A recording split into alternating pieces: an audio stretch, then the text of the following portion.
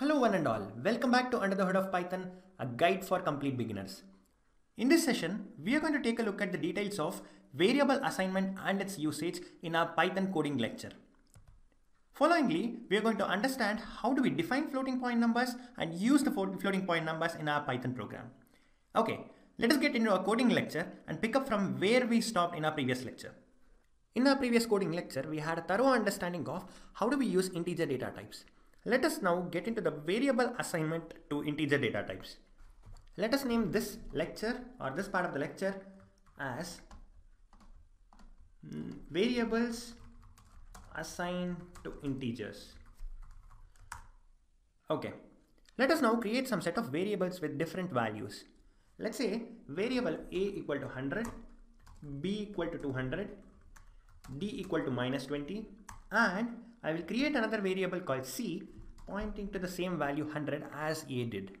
Okay, let us now execute this cell and we will have the assignment of 100, 200, -20 and 100 respectively to a, b, d and c variables. Fair enough. If you remember in our previous lecture, we used a function called id to get to know the memory address or the memory details of a particular integer data type. Similarly, we can use the id function and pass the variable which is created in our program to figure out to which memory location does our variable name points to. For example, when I pass a as a parameter to the id function, the result retrieved is nothing but the memory location that our variable points to. Okay, let us now try getting the memory location the variable c points to. Here we go. Do we see the difference? The variable b points to a different memory location than variable a, whereas variable c points to a memory location that the variable a points to. As we discussed in the previous lecture, once the value gets assigned to a memory location or a value gets placed in a memory location, let's say in our case which is 100 is present in a memory location called 183.066.7824, and anywhere else in the program, if the value 100 is used, the value 100's location will be nothing but the same location which the a points to. That is, variable a and variable c points to the same memory location in our program. We can verify it by using the operator called is. A is c. This returns a value called true because the variable a and variable c points to a value called 100 which is placed in the same memory location. Okay, let us now use these variables to perform some arithmetic operations like we did with the standalone integer data types. For example, when we perform a plus b plus c plus d, we want to perform 100 plus 200 minus 20 plus 100, which accounts for 380. We can also perform subtraction operation a minus b minus c, and now the result of this could be added to a variable called d. Okay, we can also perform multiplication of two variables. We can also perform the power of operation or the exponent operation. That means a is raised to the power of b, which is nothing but 100 is raised to the power of 200. That's huge. Let's see what the result is going to be. Oh man, that's a very big number which is going to be the result of this operation. If you remember our previous lecture, we mentioned that theoretically integer values can be of infinite range. Apparently, the computed value is also one of the huge values but still could be successfully placed under the category of integers in Python. Variables can be of any user-defined name, but it has to follow some set of guidelines. Variable name should not start with a letter and should not contain any special characters. Instead, it can start with an alphabet, or it can start with an underscore, or underscore is something which could be used in between the set of characters also. And also the letters are something which could be used part of the variable name, but it should not be the first letter of the variable. For example, we could define a1 as a variable, but not 1a as the variable. Okay. Similarly, we can start the variable name with underscore equal to 2 or underscore score equal to 4. This is possible. Similarly, if we want to use some kind of a special character, that's not possible. That will throw an error again. So these are some simple guidelines with which variable names are defined. Let us now step into the usage of floating point numbers in Python. Here we go.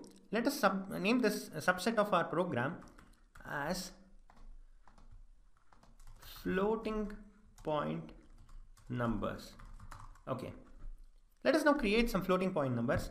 let's say 10.12. Yes, due to the IPython nature or interactive Python nature of the Jupyter notebook, we are going to immediately see the response.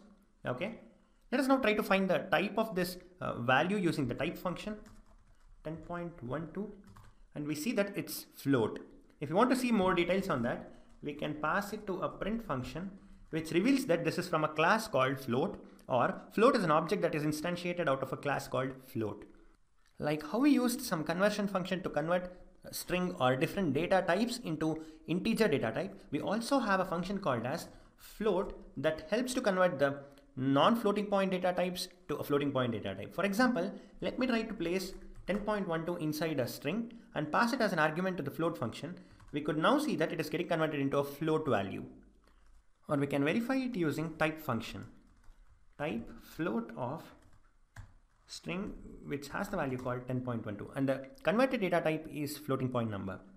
Okay, let us now try to use the exponential operator or power 2 operator on a floating point number. Let's say we're going to take a value called 2.0, which is a floating point value, and we're going to raise it to a power of 1000.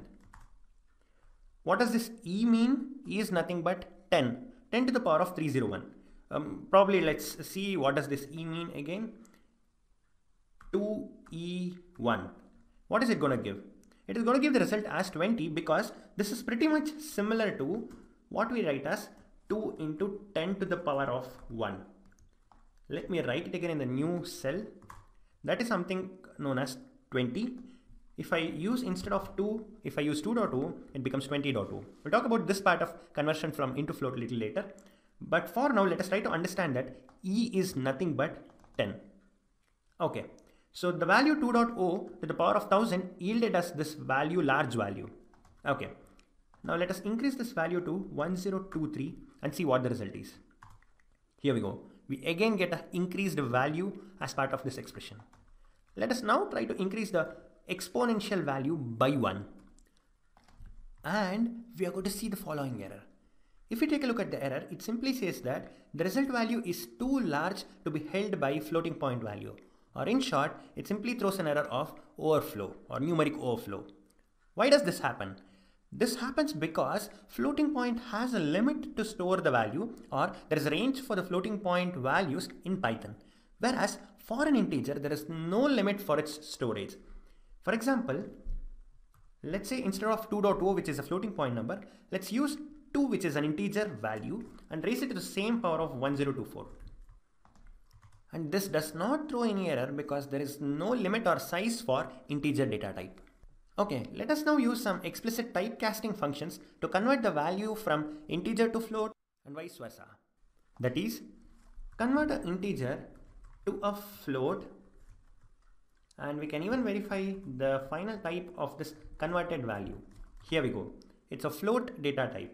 Similarly, let us try to convert a float to an integer and verify what is the type of this number. Here we go. It's of integer data type. These are explicit conversion of the value between float to an integer and integer to a float. What happens if we try to do some kind of arithmetic operation between an integer and a float? Let's say I'm going to compute 10.0 plus 20.0. Of course, this is going to yield 30.0. Similarly, if I'm going to compute 10 plus 20, it is going to yield 30. The former case was of floating point result set, and the latter case is integer result set. Okay, let us now try to do the same arithmetic operation between a floating point and an integer data type. So what happens to the result? Will the result be of integer data type or a floating point data type? The resultant value is of floating point data type. That means any operation between an integer data type and a floating point data type gets converted into a floating point data type. Probably let us verify it again using the type function. 10.0 plus 20 yields the result of floating point type. Arithmetic operation in general follows a rule called Bodmer's rule. What do we mean by that? It stands for brackets, order, division, multiplication, addition and subtraction. Let us take a look at some of the examples to understand Bodmer's rule. Let us say I'm going to use 2 into 2 plus 1, and this entire 2 plus 1 is placed inside the bracket. So the first ever computation happens for the operation that is present inside the bracket. So 3 will be computed and that will be multiplied with 2 to get a result of 6. Similarly, let us take another example of 6 divided by 2 into 2 plus 1. So how does the execution flow in this case? The first ever element that would be considered for execution is brackets, and the brackets are considered, and the elements which are present inside the brackets will be used first and the computation is performed. So 2 plus 1 is the equation that's present inside the bracket, and it will get computed into 3, and then the next immediate priority would be given to division operation. So 6 divided by 2 gets computed into 3 again, and finally the left hand side 3 and the right hand side 3 will get multiplied to yield a result of 9.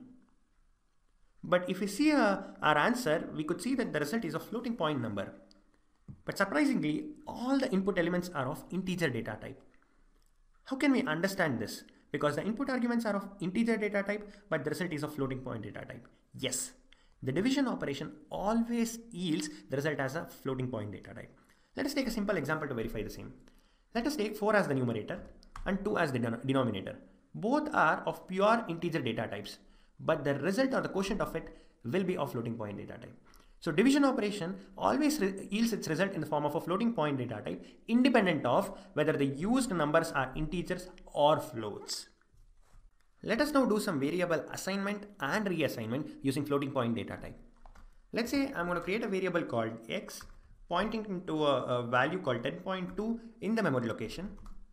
And now I try to perform some kind of an operation with this variable x, and I'm going to see the result this way. Let's now create a new variable called y, and now compute a arithmetic or the addition operation of x plus y. Here we go. X plus y is equal to 30.2. Now the result of this computation can be reassigned to either of the variables. Let's now assign the result back to a variable called x, and this x, which was holding the value of 10.2 earlier, is now holding the value of 30.2. The same expression, evaluation and assignment can be written in a different way. For example, let's assign x is equal to 10.2, y is equal to 2.2, and now we know that x plus y equal to somewhere 12.4. Instead of writing it this way, x is equal to x plus y, we can also write it as x plus equal to y, which is as same as x is equal to x plus y. In this session, we looked at how does floating point numbers appear. Followingly, we took a look at different operations that are to be performed on floating point data type, and then some kind of typecasting between integer and floating point number using the functions. And then we took a look at a rule called as Bodmer's rule, which is generally applied for arithmetic operations in Python. Finally, we did some variable assignment and reassignment using floating point values.